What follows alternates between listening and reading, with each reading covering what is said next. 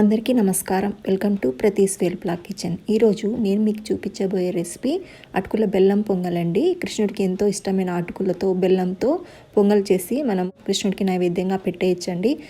ఈ ప్రసాదము కృష్ణుడికే కాకుండా వినాయక చవితి రోజున గణపతికి కూడా నైవేద్యంగా సమర్పించవచ్చండి. అలాగే పిల్లలు కూడా దీన్ని చాలా ఇష్టంగా తింటారు. చాలా సింపుల్గా కూడా తయారు చేసుకోవచ్చు. ఇప్పుడు అటుకులతో ప్రసాదం ఎలా తయారు చేసుకోవాలో చూసేద్దాం రండి. దీనికోసం ముందుగా ఇక్కడ గట్టి అటుకులు తీసుకోవాలి. వీటిలో 2 రకాలు ఉంటాయి కదా, వాటిలో గట్టి అటుకులు మట్టుకే మనకు ఈ ప్రసాదానికి పనికొస్తాయి. ఈ అటుకులలో కొంచెం డస్ట్ మాదిరి ఉంటుంది కాబట్టి ఒక చాట్లో వేసి చెరిగి అలా అయినా తీసుకోవచ్చు. లేదంటే ఇలా చిల్లులు గిన్నెలో వేసి ఈ విధంగా అనుకుంటే అందులో ఉన్న డస్ట్ అంతా కిందికి వచ్చేస్తుంది, పొడిలాగా ఉంటుంది. చూడండి, అటుకులు ఇప్పుడు చాలా నీట్గా అయిపోయాయి కదా. ఇలా చేసుకుంటే అటుకులు చాలా బాగా వస్తాయండి. డస్ట్ అంతా ఈ విధంగా కిందికి వచ్చేసింది చూడండి. ఇప్పుడు ఈ అటుకుల్ని ఏదైనా ఒక కప్తో మెజర్ చేసుకోవాలి. మీకు ఎంత క్వాంటిటీ కావాలో దాన్ని బట్టి తీసుకోవాలి.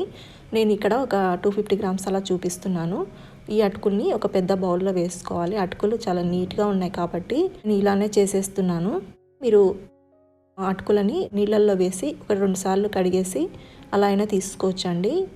నేనైతే ఇలానే డైరెక్ట్గా వేస్తున్నాను. ఈ అటుకుల్లోకి కాచి చల్లార్చిన పాలు ఒక 1/2 కప్పు నుంచి 1/4 కప్పు వరకు అటుకులన్నీ బాగా తడిసేలాగా ఈ విధంగా కలుపుకోవాలి. ఇలా తడుపుకున్న తర్వాత అటుకుల్ని ఒక 5 నుంచి 10 నిమిషాల సేపు ఇలానే నానబెట్టుకోవాలి. ఈ అటుకులు నానేలోపు స్టవ్ ఆన్ చేసుకొని కళాయి పెట్టుకొని అందులోకి 3-4 టేబుల్ స్పూన్స్ నెయ్యి వేసుకోవాలి. తర్వాత ఇందులోకి జీడిపప్పు, కిస్మిస్, మీరు తీసుకున్న అటుకుల్ని బట్టి ఇవి డ్రై ఫ్రూట్స్ అనేటివి వేసుకోవచ్చండి. ఎక్కువైనా వేసుకోవచ్చు, మన ఇష్టము. అలాగే కొబ్బరి ముక్కలు, మనకు బాదం పప్పు ఏవైనా వేసుకోవచ్చండి.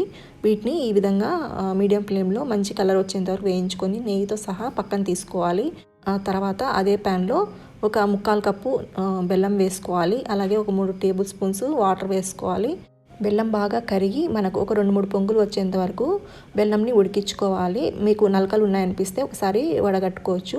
ఇది నీట్గానే ఉంది కాబట్టి నేను ఇలానే పెట్టేస్తున్నాను. ఇప్పుడు స్టవ్ని సిమ్లో పెట్టుకొని ఇందులోకి 3-4 టేబుల్ స్పూన్స్ పచ్చి కొబ్బరి వేసుకొని బెల్లం నీళ్ళలో పచ్చి కొబ్బరి కొంచెం ఉడికేంత వరకు 2-3 నిమిషాలు ఉడికించుకోవాలి. తర్వాత ఇందాక మనం నానబెట్టి పెట్టుకున్నాం కదా, అటుకుల్ని కూడా ఇందులో వేసేసుకోవాలి.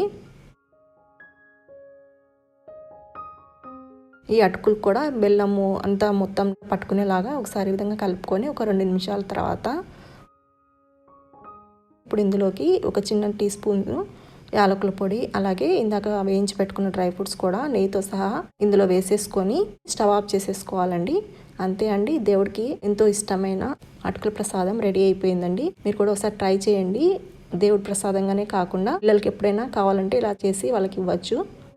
మీరు కూడా కృష్ణాష్టమికి అలాగే వినాయక చవితికి ఈ రెసిపీ ట్రై చేసి మీకు ఎలా కుదిరిందో కామెంట్లో నాతో షేర్ చేసుకోవడం మర్చిపోవద్దండి. మీకు నేను చూపించిన రెసిపీ నచ్చితే ఒక లైక్ ఇవ్వండి. అలాగే మీ ఫ్రెండ్స్తో, రిలేటివ్స్తో ఈ వీడియో షేర్ చేసుకోవాలనిపిస్తే షేర్ చేయండి. అలాగే నా ఛానల్ని సబ్స్క్రైబ్ చేసుకోకపోతే ప్లీజ్ సబ్స్క్రైబ్ చేసి నా ఛానల్ని సపోర్ట్ చేయండి. థ్యాంక్ యూ ఫర్ వాచింగ్ అండి. Thank you.